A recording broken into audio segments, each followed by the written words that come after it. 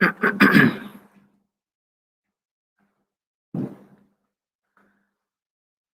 الله الرحمن الرحيم الحمد لله وحده والصلاة والسلام على من لا نبي بعده أما بعد.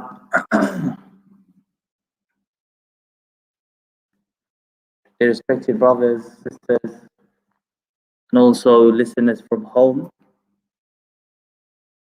Alhamdulillah, we are going through Kitab al-Tahara, the chapters on purity, purification, and there are many discussions to be had over here with regards to what's necessary to become pure and tahir, why we need to become pure, and we discussed many verses from the Quran and also a hadith of Rasulullah sallallahu alaihi wasallam with regards to why remaining pure is important. Just the way it is important to be in the state of tahara when praying salah, reading Quran, doing tawaf. Similarly, cleaning oneself after leaving the toilet, etc. If a person does not fulfill these commands of Allah subhanahu wa ta'ala, it can be a means of punishment as well. And I mentioned the hadith of those two individuals who were in the grave, and one was being punished because he would not, after urinating, he would not clean himself properly. Today we're going to go through the types of najasat, which we discussed briefly previously. So najasa has two types. Najasa haqiqi, the real najasa, and these are items and things which are visible, and they have two types. They are either mughallada or mukhaffafa. They are either heavy in terms of their najasa, or they are very light. This najasa can be sometimes jamid or ma'i. It can be solid or it can be liquid. Najasa, the filth, things which make you impure, things which make your clothes impure. They can be visible and also invisible. Okay, it's not something which you can see with your eyes. For example, urine. Sometimes you have urine in your clothes, you might not even notice it. Okay. And then we have najasa hukmi, and I've explained this previously as well. Najasa hukmi is those things which necessitate wudu or ghusl. For example, if you pass wind, you have to do wudu. If you have janaba, when you have a wet dream, you have marital relations, etc., then you have to have a ghusl. Okay. Although when you pass wind, I mentioned that the back passage is where the wind comes from, but you still have to wash your hands in wudu. You still have to wash your face. So this is not, it's a najasa hukmi because of passing wind, relieving yourself in the toilet, etc. You still have to wash your hands, wash your face, although no physical filth has touched your face, but when you pass wind, you still have to wash your face. So it's hukmi, it's not real. Okay. Because the Sharia has told us to do so, we do it. Okay. So these are the two types of najasat.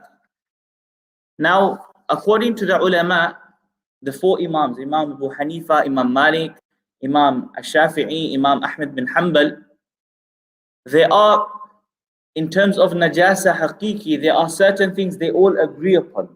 Because the Quran and Sunnah said, these things are haram, these things are filthy. They all four Imams agree on this. So all the scholars have an agreement on certain things which are haram, which are filthy. If a person was to have this on his clothes, he can't pray salah with it. If a person has this on his body, he can't pray salah with this on his body, he has to clean it first, etc. These things are bi-ijma'i al-fuqaha, with the ijma' of the fuqaha, these are haram. Number one, the meat of swine. Okay, the meat of swine. Okay, the swine meat. Okay, ham. Okay, whatever you want to call it. By all scholars, this is something which is agreed upon that this is haram. Okay, this is haram, and it is a type of najasah. It's filthy. Okay, all three Imams, excluding Imam Malik, say it's najisul ayn, meaning everything associated to a swine, to a pig, everything associated to it is filthy. So its saliva, any part of its body, even the hair, anything is filthy. It's najisul ayn. Every part of it is najis. It's impure. Swine. According to Imam Malik, that its meat is impure, but whilst a pig is alive, then its sweat, okay, its sweat, its saliva is pure, according to Imam Malik only. The other three Imams, they say that swine, everything about it is impure. So they all agree upon this. Is number one. Number two is blood. Okay, blood of a human being, blood of an animal which does not live in the water. Okay, an animal which does not live in the water, the blood of an animal that does not live in the water, and the blood of humans. This is okay. This is impure according to all the Imams. When it is masfuhan, when it comes out, when the blood comes out, gushing out from the body. Okay, now let me explain this to you. For example, if I have a cut over here, cut a vein, blood will come out gushing. Okay, sometimes when you have a small scratch, you see that blood comes onto the surface. It doesn't come pouring out. Okay, you see this blood is stagnant on the skin. Okay, in there's ikhtilaf. When blood comes out masfuh, okay, then the scholars, they say that this is impure. Okay, this is impure, and according to all four Imams, okay, is impure. Okay, but if the blood comes out, you're bleeding a human or an animal from a scratch, and the blood is not pouring out, it's just there, then there's ikhtilaf in this. Is this blood impure or not? Okay, other scholars have said, like the likes of Imam Shafi, etc., it's not impure. Okay, you can pray with that kind of blood, because if you think about it logically as well, we all have blood under our skin. Okay, all that's happened is the skin has peeled away, so the blood is still there. Okay, so there's ikhtilaf in this, but according to all four Imams, the blood of human and blood of an animal that lives on land, okay, when it's masfuh, when it's flowing out, this is impure. This is impure. Okay. And the reason why I mentioned the animal or land animal is because the fish of the sea or the animals of the sea, okay, according to the Imams, this is not impure. Okay, when they've gone into discussions, ikhtilaf on that as well. Okay, Imam Abu Hanifa rahmatullahi alayhi says that fish, the blood that's in it it's pure. Okay, Prophet sallallahu alaihi wasallam mentions a hadith, "Uhillat li al-maytatan wad-daman," that Allah has made two dead meat halal upon me. One was as-samak and one was al-jarad, the two mayta. But we're going to discuss that later anyway. So the fish, according to the blood that's in it, it's not even true blood. So even if you see blood coming out, it's pure. It's pure. Okay. According to Imam Shafi, okay, and also one opinion of Imam Malik, that if there's blood in fish and it's masfuh, then it's impure. But according to Imam Ahmad bin Hanbal and Imam Abu Hanifa, in fish, you see blood, it doesn't matter. It's not impure. Okay, it's not impure. So even if it touches your body, etc., clothes, it's not impure. Okay, the blood of the fish. Okay. So this was according to Imam Hanifa and Imam Malik rahmatullahi alayhi. According to Imam Shafi'i, the ikhtilaf is that if it's masfu, then the blood is impure. According to Imam Abu Hanifa, Imam Malik, if it's edible, okay, the fish, then the blood of it will be pure as well. Okay? This was the second thing. First was the swine meat. Second is blood. Number three is the urine of a human, and also the vomiting, qay'uhu wa gha'ituhu, and also the excrete of a human. Three things: the urine, the excretion, and also the vomit of a human. Okay, these things are impure. If it's on your clothes, if it's on your body, you cannot pray with it, etc. You need to clean it. And this is with all the Imams, they agree upon this, okay? Number 4 is khamr, alcohol. Okay, alcohol, this is impure. Allah mentions إنما الخمر والميسر والأنصاب والأزلام رجس من عمل الشيطان. It's ritz, it's filth. Okay, from the actions of shaitan. Okay, so alcohol is impure. And just on that note, alcohol is one of the worst sins from the kaba'ir, to drink alcohol. Okay, but to even touch it, according to all 4 Imams, this is impure, and this is something you should stay away from. And according to the Jamhurul Ulama, okay, according to all 4 Imams, right, anything which is muskir is also comes under this category of alcohol. Anything that's muskir, okay. So because really, in the terms of Sharia, khamr is made from dates and raisins, okay. It's made from tamar and inab. Khamr is made from tamar and inab, okay. But nowadays, the alcohol we find, many of them are not only made from dates and raisin, they're made from other sources as well. Okay, so the scholars, they say any type of alcohol is impure. Okay, any type of, and this is the main opinion. Okay, this is the main opinion. We do find leeway. For example, in the Hanafi madhab, one opinion is the main opinion that it's impure. But we do find leeway, and some scholars in the Hanafi madhab, they say that if the alcohol is not made from tamar and inab, because the ahadith we find, it's relating to tamar, meaning dates and raisin. If alcohol is made from dates and raisin, then it's khamr, and it's totally impure. And the alcohol that's made with something else, for example, wheat, barley, alcohol is made from that as well, isn't it? So many other items, right? So if it's not made from tamar and inab, it's not khamr anymore. It's something which is muskir. Okay, and that's where they've given leeway not to drink. It's not still in terms of drinking. It will be haram. If it's something which is muskir, something which intoxicates you, it will always be haram. But in terms of it coming onto your skin, onto your clothes, if it's khamr made out of dates and raisin, it will always be haram. If it's made out of something else, majority of the scholars say it's still impure. You shouldn't be putting on your skin and clothes, but some scholars have given leeway. Okay, and there's a umum al balwa in this. A lot of people are afflicted by this, and the reason why I'm mentioning this is because a lot of products that we use, facial products, lotions, etc., they might have alcohol. Okay, similarly, perfumes that we use, it's made out of denatured alcohol. Okay, and these types of alcohol are not made from dates or from raisins.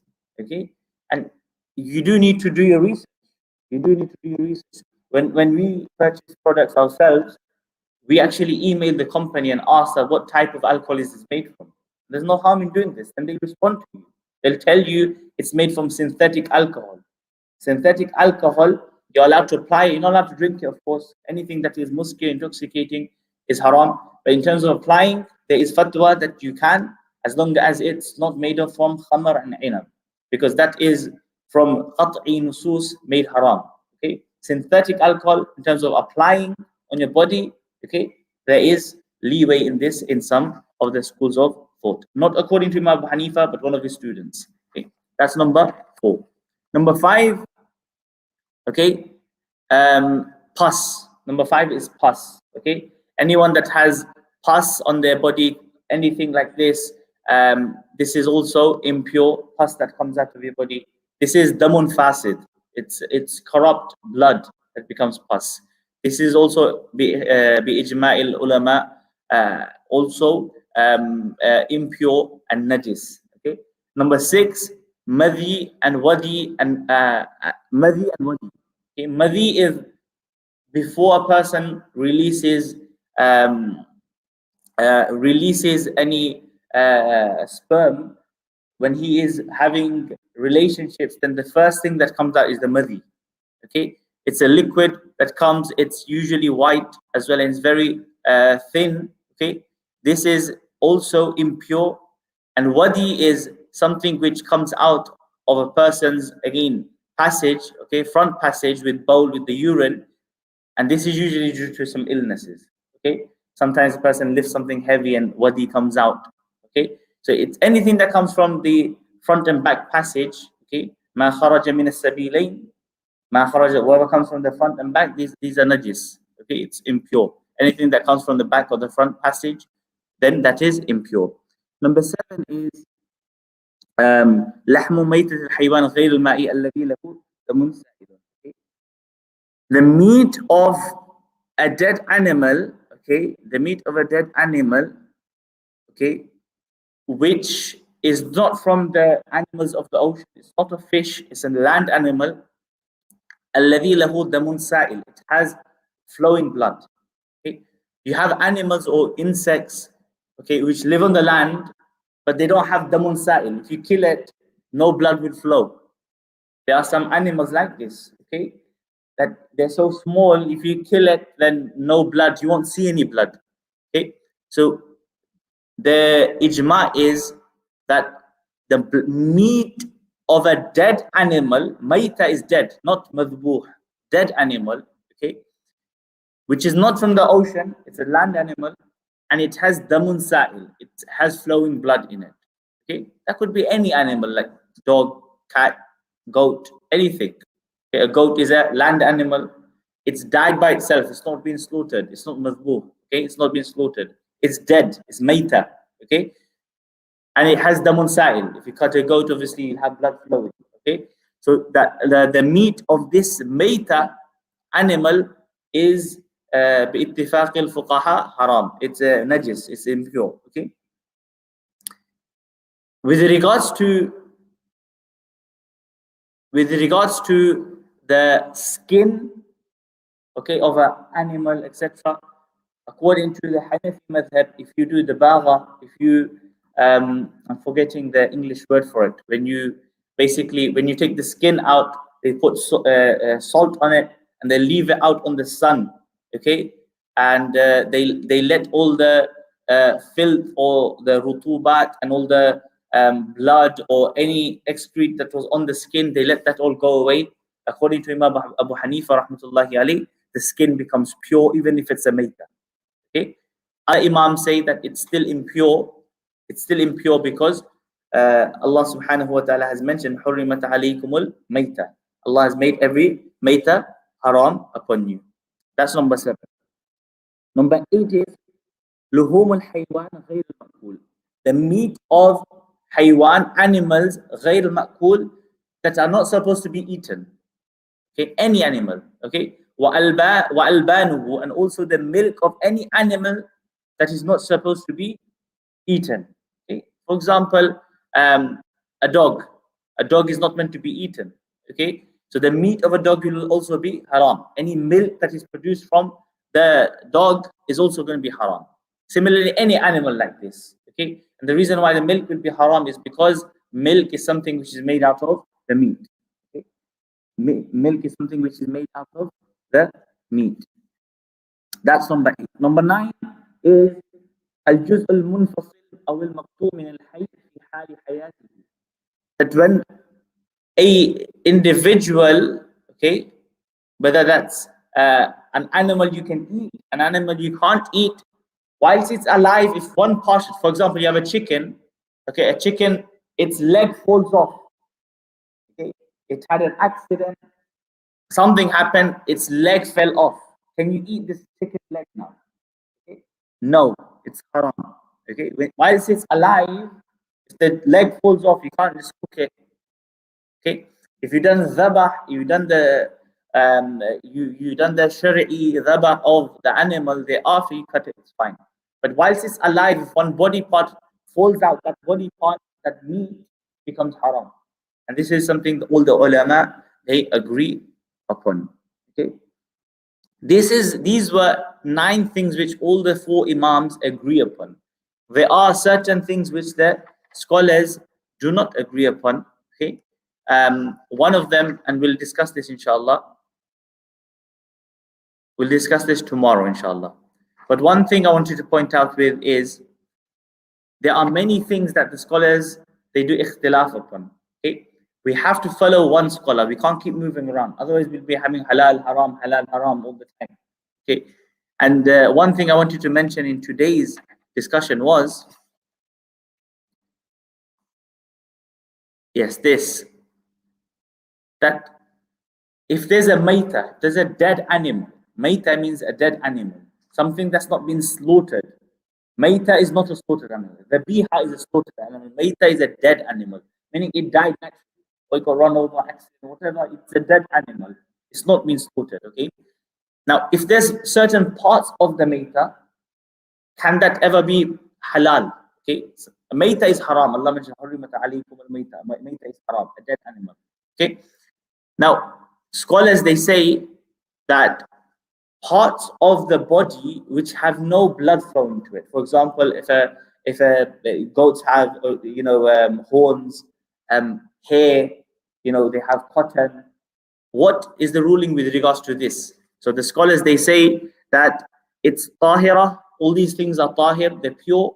Okay, in the Hanafiya, according to Imam Abu Hanifa rahmatullahi alayhi. Okay, according to Imam Abu Hanifa, anything that doesn't have blood flowing to it in a part of a maita, dead animal, something you can't eat, okay, then it's permissible. Okay? It's permissible to use this thing. It's not impure. It's not najis, according to Imam Abu Hanifa rahmatullahi alayhi. Now, the reason why I wanted to mention this is because there's something called infaha, okay, which is called animal rennet. Animal rennet, okay. And this animal rennet is something which is found within cows, within animals, and they use this to make cheese. Okay, cheese cannot be made without infaha, without animal rennet. Okay, now all four Imams, okay, excluding Imam Abu Hanifa, say it's impermissible because they take this from maita. Okay? People that make cheese in, for example, supermarkets, they're not going to slaughter animal halal way and then take the animal rennet out for us. They don't care where they get the animal rennet from.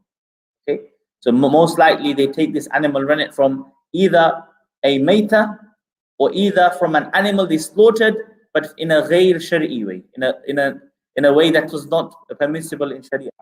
Okay, so now the reason why I'm mentioning this is because according to Imam Abu Hanifa, if a maita, even if you take animal rennet from a maita, something which is permissible, okay, the rennet itself, infaha, is permissible according to Imam Hanif. His students, Imam Abu Yusuf, Imam Muhammad, they say it's not permissible. The other three Imams, Imam Malik, Imam Shafi, Imam Ahmad, say it's permissible. Okay? The other three Imams, from them, some of them say that if the animal was madhbuh, okay, bizakatin shari'in, okay, that it was slaughtered in accordance with the Sharia, and then you take the rennet out, it's fine. But if it's taken from a maita or taken from an animal which has not been slaughtered according to Sharia, it's not permissible. So anyone that follows any other madhab cannot really in this country have cheese. Impossible. Impossible for them to have cheese. Because the cheese that they have, again, the rennet will not be taken out from an animal which has been slaughtered according to Sharia. In the supermarkets, they won't go to that extent to make cheese for you from that. Okay? So everyone has cheese in this country, in pizza, in everything, right? There's a hadith as well. I'll mention them in tomorrow's discussion. But the only individual who has given fatwa on this is Imam Abu Hanifa. And the reason why I'm mentioning this is because that many people, they look at the fatwa of Imam Abu Hanifa, they take religion or take deen, they pick and choose. Because they want to have cheese, they'll take that fatwa. But the other three Imams say it's not permissible, they don't care. And they've made their deen based on desires. This looks good for me, so I'll take this fatwa. This fits me perfectly, so I'll take this fatwa.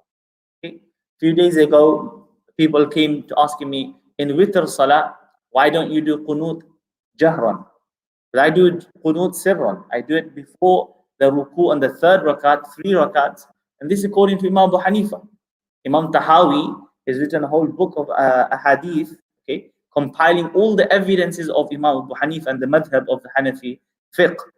In there, he compiles so many ahadith, marfu ahadith, mentioning the evidences of why Imam Abu Hanifa chose his masail and his fiqh. Okay? And this is amazing. Like when Muslims, you tell them today that there are these so many ahadith proving this, they still think you're wrong. Okay? If somebody prays witr with 2 rakats and then 1 rakat witran, okay, and then he does qunut jahran after the ruku, this is fine because according to the A'imma Thalatha, this is the way they do it. And they have evidence for it. According to Imam Abu Hanifa, they do it a different way. This is fine as well. But in certain things, they say Imam Abu Hanifa got it wrong. But when it comes to eating cheese, they'll always be like, yes, got it right there. Because it's to do with the nafs, you know. What pleases the nafs is okay. It's okay. But when it comes to, okay, because we like this, we like that, this is wrong. This is not what the deen teaches us. Okay? So if you follow a madhab, don't go around saying other madhahib are wrong. Because they all are based on fiqh, they're based on Quran and Sunnah. Okay, they're based on Quran and Sunnah. Imam Abu Hanifa, when he said that the rennet, animal rennet, is permissible, when he said this, right, he took the Quranic verse in Surah Al-Nahl where Allah mentions وَإِنَّ لَكُمْ فِي الْأَنْعَامِ لَعِبْرَةً نُسْقِيكُم مِّمَّا فِي بُطُونِهِ مِن بَيْنِ فَرَثٍ وَدَمٍ لَبَنًا خَالِصًا سَائِغًا لِلشَّارِبِينَ. That between the filth and the blood, there is laban, there is milk, which is khalis, which is pure, سَائِغًا لِلشَّارِبِينَ, and it's good for the people that drink it. So Allah is mentioning, He's made it general. So Imam Abu Hanifa said that even if the maita has this, because the rennet itself is pure, even if it's in between all this filth, it's still pure.